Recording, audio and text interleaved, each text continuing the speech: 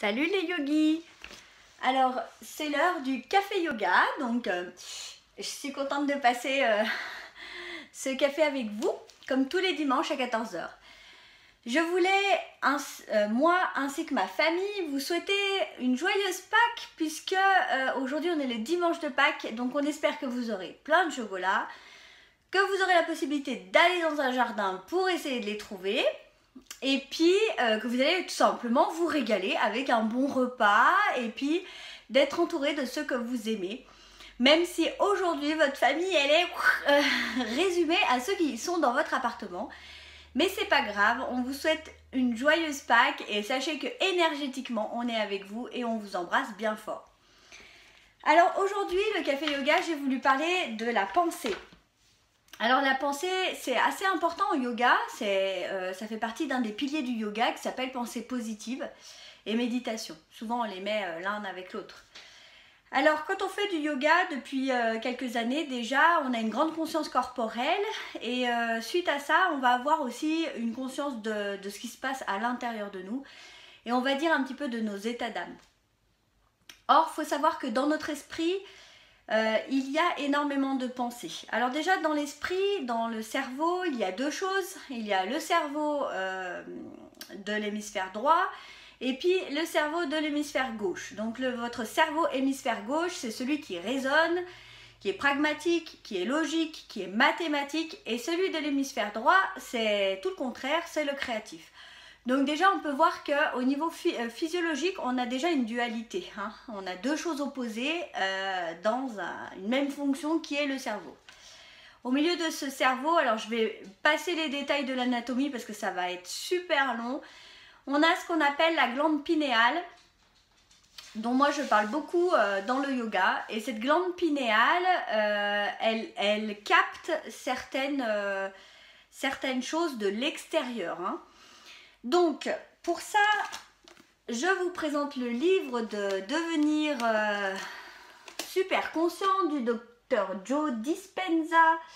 Alors, c'est un livre qui est assez ardu, mais le docteur Joe Dispenza, il est neuroscientifique. Et moi, j'aime beaucoup cette approche de la méditation par les neurosciences. Parce qu'il y a une observation. Et puis, il y a aussi quelque chose qui est évalué scientifiquement. Alors, le docteur Dispenza, dans son bouquin, il met en relief comment ça se passe quand on médite, qu'est-ce qui se passe dans notre cerveau. Et dans notre cerveau, on a tout un tas d'ondes. On a des ondes θ, on a des ondes bêta, on a des ondes alpha, et puis on a des ondes gamma. Ces ondes gamma, elles se produisent que quand on médite, quand on est absorbé par une grande méditation. Donc les ondes gamma, elles ne sont pas réservées aux yogis, hein. Les bénédictines, elles ont été évaluées, elles ont des ondes gamma. Les gens qui sont mathuricards, les bouddhistes, certains bouddhistes très évolués ont aussi des ondes gamma. Mais ces ondes gamma, elles peuvent aussi être l'apanage de tout un chacun, c'est-à-dire vous, moi, n'importe qui. Ça peut être plutôt même spontané. Alors, ce qui est important dans cet enseignement de la pensée, c'est que on va faire maîtriser notre pensée. Comme on a maîtrisé notre corps sur la séquence posturale du yoga, quand on a fait des postures, on va maîtriser notre esprit. Alors, c'est pas du tout dans le but de l'aliéner et le conditionner, pas du tout. C'est au contraire pour le libérer de tout plein de chaînes auxquelles il est attaché. Et notamment des peurs, de la peur du manque, la peur d'un certain nombre de choses, la relation aux autres, etc. Et moi, c'était important pour moi de vous parler des pensées aujourd'hui parce qu'on va rentrer dans la 5e semaine de confinement. Et notre esprit, des fois c'est notre meilleur ami, mais des fois c'est aussi notre pire ennemi. Il vient complètement des fois nous plomber, nous dire qu'on ne va pas y arriver, nous dire que ça va être long, qu'on ne sait pas comment on va faire, et puis on a des inquiétudes, l'argent, est-ce qu'on pourra vivre correctement, est-ce qu'on va manquer de rien, est-ce qu'on ne va pas être malade, est-ce que je vais mourir, enfin, etc. Donc, si on laisse faire l'esprit aller dans tout ce genre de pensée, L'esprit, il est fait pour créer des scénarios. Mais il en fait beaucoup par jour. Il faut savoir que selon une étude d'Harvard, on a 60 000 pensées par jour. Donc on a une partie de nos pensées qui sont inconscientes. Par exemple, quand vous allez faire vos courses, prenez le même chemin. Bah, des fois, vous pouvez arriver aux courses en vous disant bah tiens, je suis déjà là. Bah, je n'ai pas du tout pensé à mon chemin. Donc ça veut dire que votre chemin, il est fait tellement de façon habituelle qu'en fait, ça passe dans le subconscient. Et le subconscient va gérer le chemin tout seul, ce qui va vous laisser un peu la place à autre chose.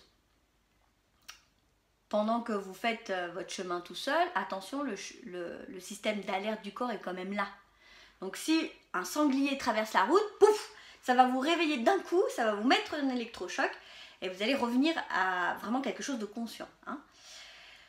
Donc, il y a des pensées inconscientes et puis il y a des pensées conscientes. Oh là là, mon voisin, il m'agace là, passer la tondeuse, moi j'aimerais du calme, etc. Donc, ce qui est important, donc 60 000 pensées par jour, ça fait quand même beaucoup de pensées. Et selon cette étude d'Harvard, on passerait presque 48% de notre vie dans ce qu'on s'invente. Il faut savoir que malgré tous les scénarios que va faire votre esprit, il y a très peu de scénarios qui vont s'avérer être les mêmes à 100%. C'est souvent différent dans la réalité. Pourquoi?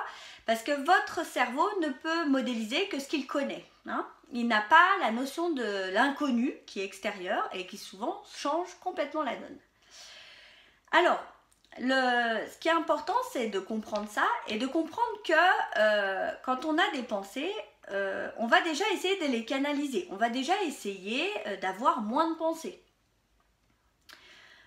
Moins de pensées parasites, on est d'accord. On va réfléchir tout autant, mais on aura moins de pensées parasites. Donc, à quoi ça sert que je m'inquiète? Parce que de toute façon, j'ai pas le choix. Que je continue à être confinée ou pas, la décision, elle ne m'appartient pas. Donc finalement, c'est ce que je peux faire le mieux, moi, à mon niveau, c'est d'accepter cette décision et puis de vivre cette décision le plus sereinement possible. Et on va opposer à cette pensée négative une pensée positive. Je m'explique. Nous sommes dans une situation de confinement, on ne l'a pas choisi.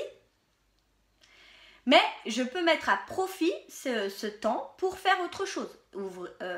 Écrire un livre, finir les livres que je n'ai pas commencé. Je peux apprendre de la musique, je peux apprendre l'aquarelle, je peux me mettre au yoga, avoir une vraie sadhana. Je peux expérimenter le jeûne intermittent, puisque là j'ai vraiment le temps de me poser sur ça, sur mon alimentation, mon hygiène de vie. Donc ça, c'est vraiment l'art yogique, je trouve, de passer d'une situation négative à quelque chose de positif. Donc c'est aussi prendre du recul par rapport à la situation, s'élever un petit peu plus au-delà de ma vision ordinaire, au-delà de mon petit cas personnel, là. Comment je peux tirer mieux parti de cette situation. Et alors le docteur Dispenza fait aussi dans la deuxième partie de son bouquin quelque chose qui est extraordinaire, c'est qu'il a mis en relief que le cœur et le cerveau, donc le cœur il a des muscles, il est vraiment auto-rythmé. C'est-à-dire qu'il n'a pas besoin du cerveau pour continuer à battre. Donc si on doit vous faire une greffe de cœur, eh bien le cœur que l'on prend chez un autre individu, il continue de battre spontanément. Ok? Alors évidemment dans un temps limité, ça ne peut pas durer 3 mois, mais il continue de battre. C'est pour ça que les transplantations de cœur, elles doivent être hyper rapides. Mais le cœur, il est déconnecté d'un cerveau et continue de fonctionner. Donc ça, le fait que le cœur soit auto-rythmé, ça veut dire qu'à quelque part, il est indépendant dans le corps. Et en même temps, on a notre cerveau, qui est la tour de contrôle du corps. Ok? Donc, il y a un scientifique qui a mis en évidence que quand il y a une cohérence cardiaque, eh bien le cœur et le cerveau vont communiquer, mais pas par les voies nerveuses en fait. Ils vont communiquer de façon énergétique. Et comment c'est possible ça? C'est aussi possible grâce à ma glande pinéale qui est à l'intérieur de mon cerveau et qui, elle, capte ce qui se passe à l'extérieur. Hein. Par exemple, quand vous êtes avec des gens et que vous les sentez pas, ces gens, ils n'ont pas ouvert la bouche, ils n'ont pas dit quoi que ce soit, mais vous sentez déjà qu'il y a quelque chose qui se passe. Hein. Ça, c'est votre intuition. Et cette intuition, c'est carrément la glande pinéale qui vient, qui comme une petite, deux petites antennes là, et qui va venir être à votre service. Si on connecte son cœur avec son esprit, eh bien le cœur va servir d'amplificateur à vos pensées. Et si je rajoute une émotion, par exemple de paix, de joie, alors une émotion à haute vibration, hein, on est d'accord, vos pensées, elles vont avoir un vrai impact sur vous. Donc il faut savoir que les pensées, ça a un impact sur la matière. Alors je vous ai apporté ici le projet d'Emoto. Alors ça c'est la version enfant, mais je l'aime beaucoup cette version. Donc ça c'est le projet d'Emoto. Donc Emoto il a modélisé que quand, par exemple, une molécule d'eau, si je la mets dans une pièce avec des pratiquants qui pensent à la joie, eh bien, cette molécule d'eau, elle va se transformer d'une certaine manière. Et si je mets la même molécule d'eau prise au même endroit, dans la même pipette, et que je la mets avec un groupe de gens qui vont penser négatif, qui vont penser à de la haine, elle va prendre une autre forme, beaucoup plus agressive. Ça veut dire que nos pensées influencent la matière. Et ça, c'est vraiment l'étude d'Emoto qui est absolument extraordinaire. Donc là, vous voyez, ça c'est un cristal d'eau pour quelqu'un qui a de la gratitude. Hein? Et ça, c'est le même cristal d'eau pris sur le même échantillon, quelqu'un espèce de fou, hein, qui a vraiment des sentiments d'agressivité et qui va agresser les autres à l'extérieur. Sachant que nous sommes composés à 70% d'eau, je vous laisse juste entrevoir ce que vos pensées peuvent faire à vos cellules. Donc, l'essentiel dans les pensées, c'est de les maîtriser. Bien sûr, on a le droit d'être inquiet, hein, c'est pas du tout ce que je veux dire. Le yogi, c'est pas quelqu'un qui va mettre la tête dans le sable comme une autruche, non, pas du tout. Mais il va prêter une attention particulière à ses pensées. Et il va essayer d'amener beaucoup de positif, de la joie. Il va se raccrocher à des choses positives dans la vie. Aujourd'hui, j'entends les oiseaux, il y a un beau soleil. C'est vraiment un dimanche de Pâques idéal. Ma prof de yoga m'a fait une super vidéo, je l'adore. Et ça va vraiment me mettre en joie. Donc, ces pensées, il faut vraiment essayer de les maîtriser. Et moi, j'ai un livre qui s'appelle aussi d'un maître spirituel qui s'appelle La puissance de la pensée de Swami Sivananda. Et ce maître spirituel, il dit la chose suivante. Ami ou ennemi, vertu ou vice n'existe pas dans le mental. Chaque homme crée un monde, bon ou mauvais, plein de plaisir et de souffrance, uniquement par sa propre imagination. Le bien et le mal, le plaisir et la douleur ne viennent pas des objets, mais de votre attitude mentale. Rien n'est ni agréable en ce monde, c'est votre imagination qui le voit ainsi. Donc, je crois que c'est important de relever ça, de se dire qu'on a un pouvoir sur nos pensées. Et ce pouvoir-là, c'est de vraiment penser positif. de vraiment essayer de trouver des choses positives dans chaque situation. Alors moi je suis confinée, je suis loin de mes élèves, ils me manquent terriblement, terriblement. Mais finalement je suis contente parce que j'arrive à faire des vidéos de yoga, je vois qu'ils sont super suivis. J'ai des super bons compliments, des gens qui me laissent des commentaires, alors que dans la plupart de mes cours, les gens rentrent, sortent des cours et puis à la semaine prochaine. Et puis vont à la semaine prochaine.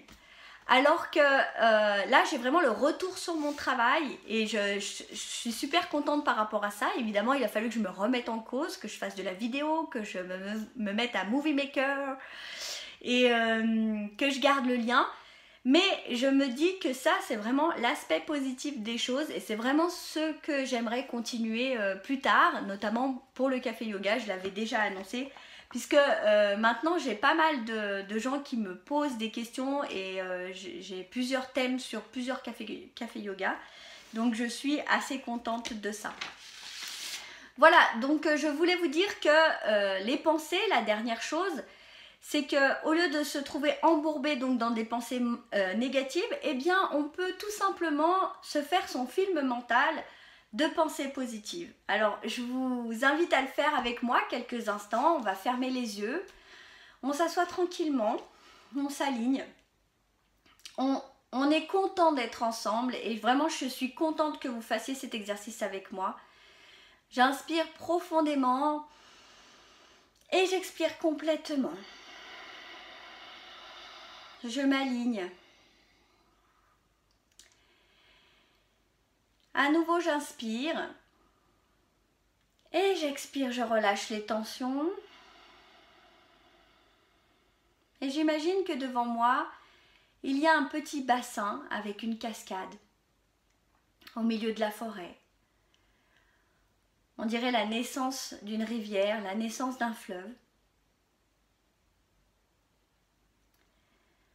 Quand je m'approche de l'eau, elle est limpide, claire, tout est calme, tellement calme.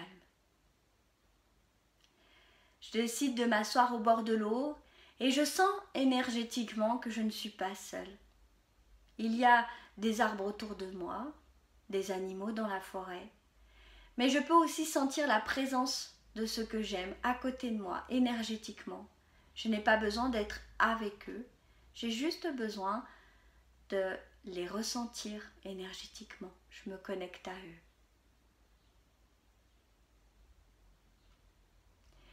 Et je peux sentir la joie d'être tous ensemble, la joie de faire cette vidéo et d'être là avec vous. Je peux sentir aussi que pendant cette période, il y a beaucoup de souffrance. Eh bien, c'est pas grave. Je vais leur envoyer ma joie, je vais leur envoyer ma force, moi qui suis en bonne santé. Et je peux inspirer profondément et expirer complètement.